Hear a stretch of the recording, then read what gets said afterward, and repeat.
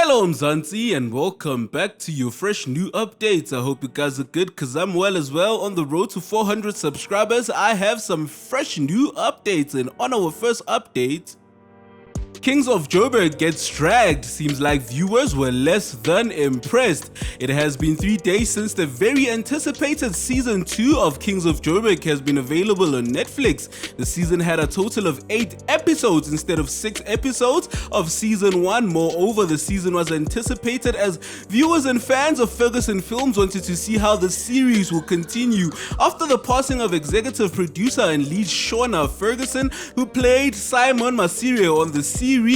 Seeing as it has been 3 days since its availability, it means that there has been enough people to watch the series to have an honest conversation about the latest season. Therefore, if you have not watched the latest season, watch it first, or it will be a spoiler on the rest of the story. Before getting into the cons and the latest of the latest season, there are arguably some highlights about the current season with our first user on Twitter. So the user says, I really enjoyed Kings of Joburg and I hope they don't take too long to give us season 3. Okay, this person seems like they liked what they gave them. But anyway, with our second user says, hashtag Kings of Joburg, it's good.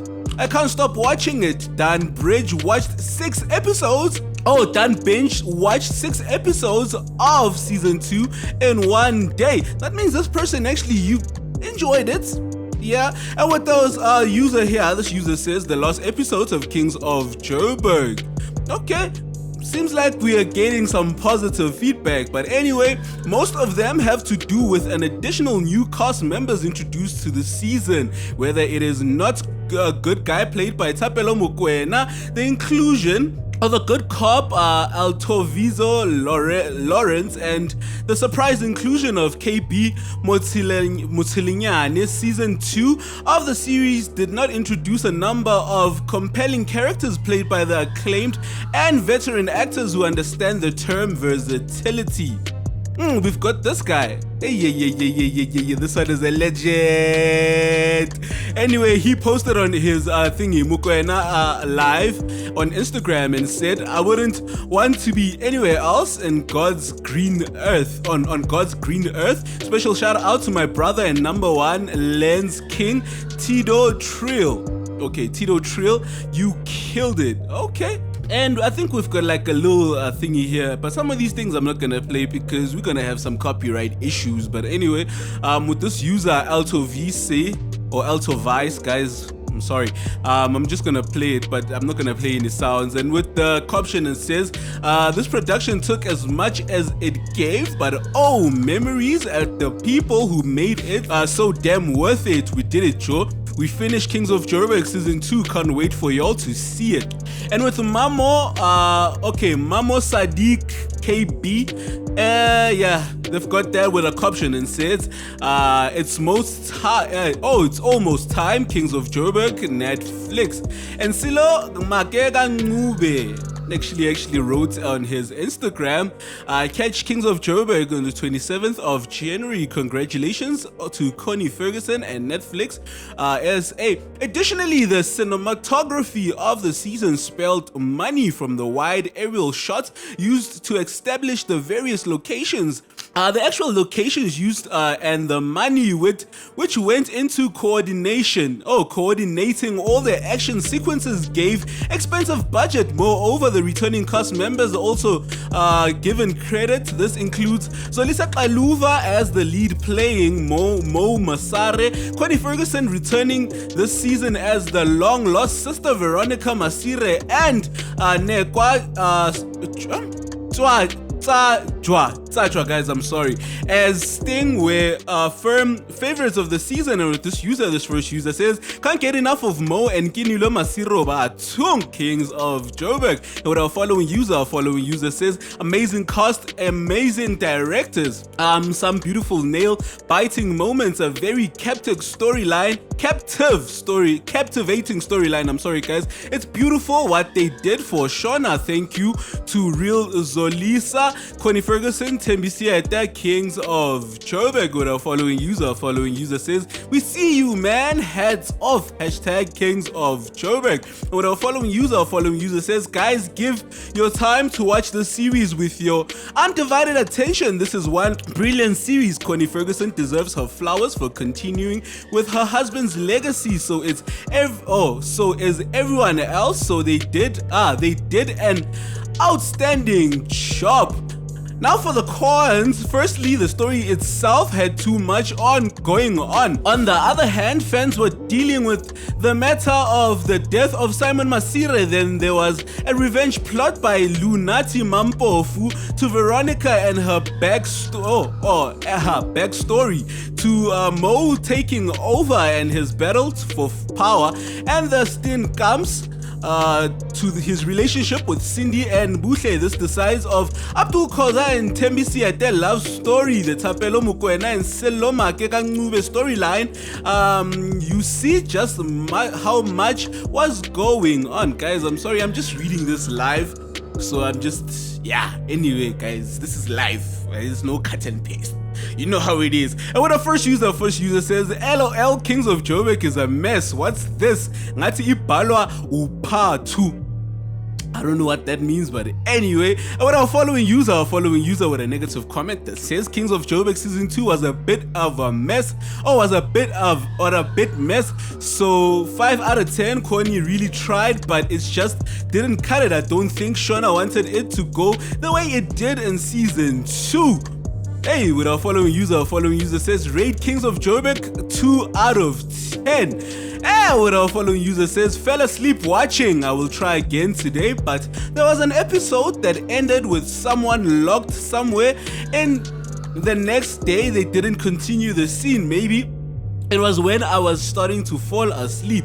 Anyway guys, additionally, instead of the series taking the time to use each episode to maybe focus on each of the aforementioned storylines or themes, for some weird reason, it seems that there are directors and editors opted to drag each of these storylines for the episodes 1 straight to episode 8, a fact which made some scenes not make sense and intrigue in some storylines almost forgettable because of the mystery was dragged for a long and happened in between the rest of the other major themes and stories in the season 2. Anyway, this user says, Kings of Joburg season 2 feels like I am watching a bunch of TikTok out in one long video, no context in some scenes. And what our following user says, this only episode 3 Kings of Joburg with skull emojis. That means they're dead. And what our following user says, I no longer understand what's happening in Kings of Joburg. Oh, and what our following user again says, it's Kings of Joburg satire. Is that that's the question. Anyway guys, lastly, it was a nepotism for us. It seems like everyone except the youngest Ferguson daughter Alicia made a cameo from Lisedi Mutoniane Ferguson for her son and Memero Ferguson. Memero Ferguson. Everyone got a role in the season of Kings of Joburg.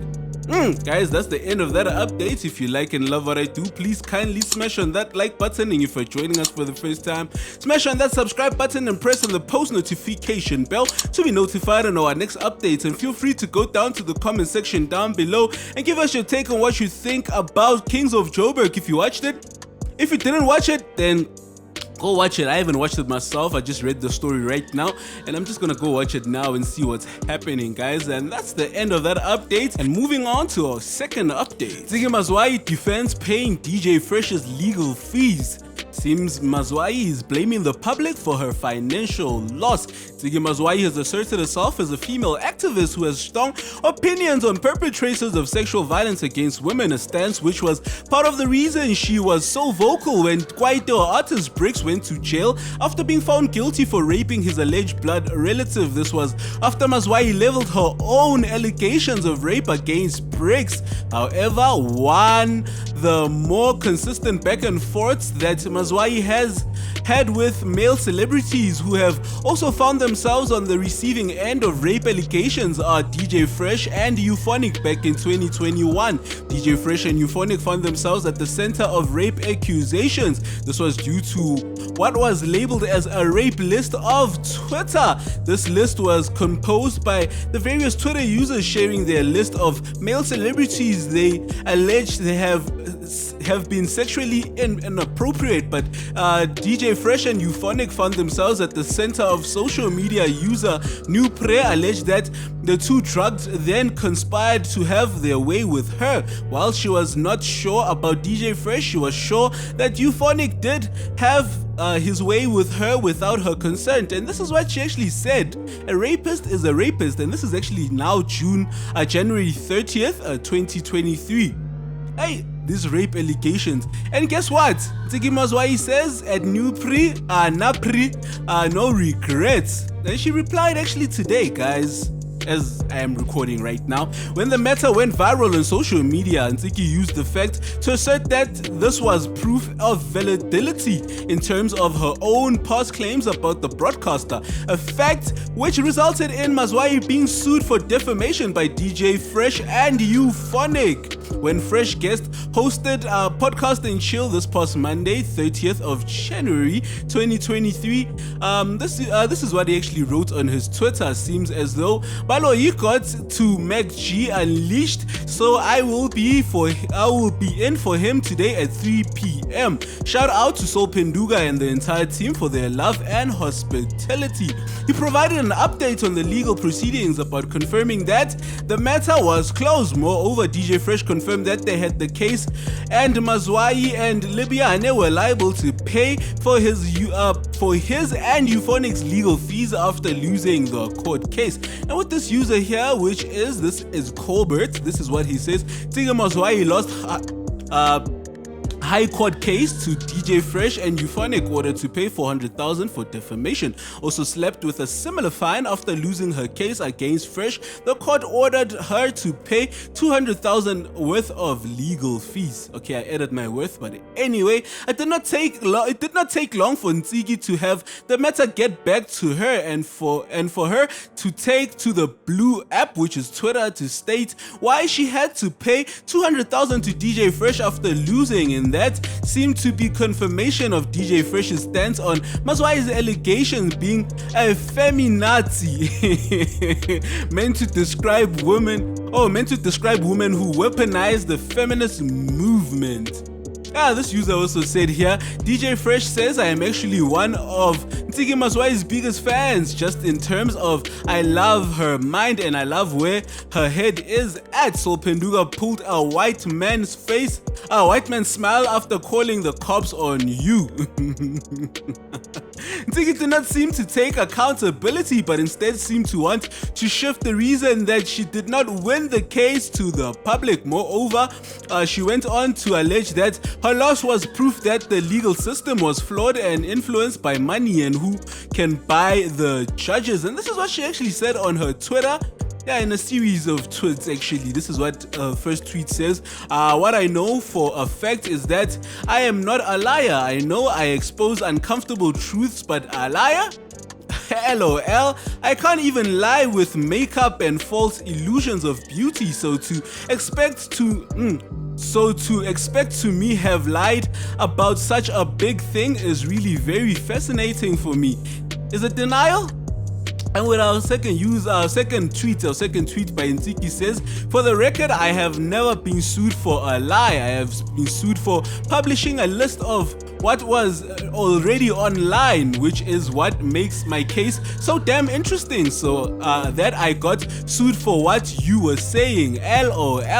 And with our following tweet by her that says, the court system was exposed to me when drug addicts who lied won cases, and I was like, oh, okay. Libyane, on the other hand, seems focused on moving on from the drama as she is alleged to owe 80k to pay to Fresh's legal fees following also losing the case against her ex and longtime foe. This is as it is believed that DJ Fresh was dating Penny Libiane during their YFM days, but when Fresh met his own ex-wife, that he treated Libiane like a sneaky link, a fact which irked her and allegedly resulted in her acting up and subsequently being fired as Fresh and the then male-dominated DJs conspired to get her fired. Guys, that's the end of that update. If you like and love what I do, please kindly smash on that like button, and if you are joining us for the first time, smash on that subscribe button and press on the post notification bell to be notified on our next updates. And feel free to go down to the comment section down below and give us your take on what you think about what DJ Fresh actually said on Podcast and Chill about Ntsiki Mazwai and Penny Libiane. But if the court system says it's not what it is, then it is not what it is. Nobody's buying anything. Come on, why are these people always losing the cases and they blame the justice system? They must blame themselves. But anyway, guys, hey, I don't want to be in the wrong side of the net. Anyway, I'm just stating myself. Anyway, guys, moving on to our last update. Nadia leaves AKA blushing with sweet messages. You're my blessing, and that's what she says.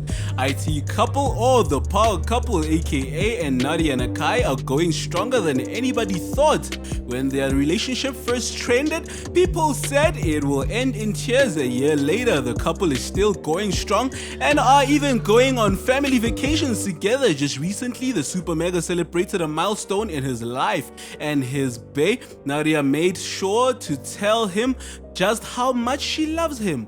And this is actually what she said on her Instagram, with actually a picture of both of them. So cute, guys, so cute. And this is what she actually said: "Happy birthday, my baby. I love you so much. You protect me so much and lift me up. I learn so much from you every day and I have the most fun with you. I am so proud of you. You're my blessing." The couple just enjoyed a vacation with their family at the Palace Lost City in Sun City before jetting off to the United States to enjoy some time away in Ohio, California. It is also speculated that AKA's next album, Mess Country, is dedicated to Nadia. A few months back, AKA gushed over Nadia in an interview with Drum Magazine, and this is what he said in his statement. I quote, "I am in a fantastic place. Love is in the air. Nadia and I have been together for about a year and just enjoying each other," he was quoted saying. Music also unites us both of us being both artists complement our relationship as in love as they are right now.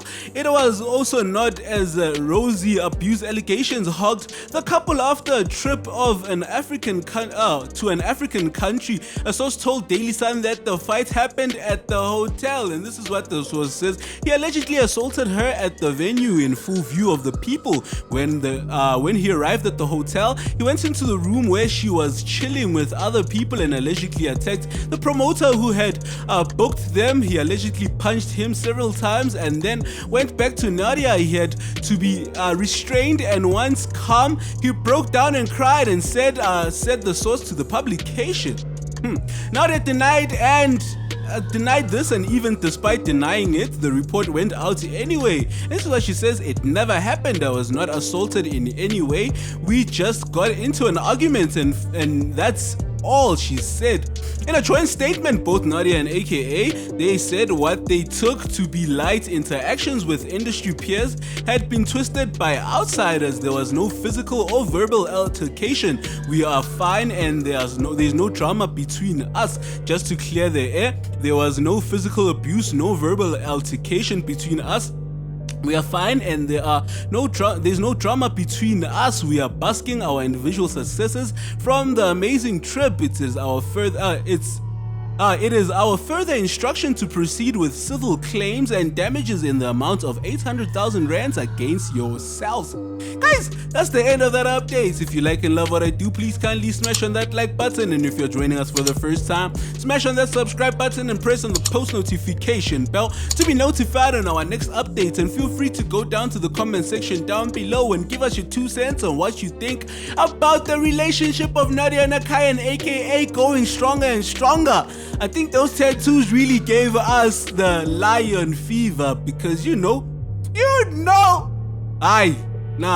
me, I also thought these people are not gonna last. I don't wanna lie to you. I don't know if you guys thought the same thing. To be honest, I also thought they were not going to last, but seems like things are just happening so nice. Next thing now we're going to follow is a baby, then marriage, then I wish the best for them, guys. Anyway, guys, without wasting any more of your time, please like, share, and tell your friends that we are here. And without wasting any more of your time, again, I would like to say goodbye. See you some other time.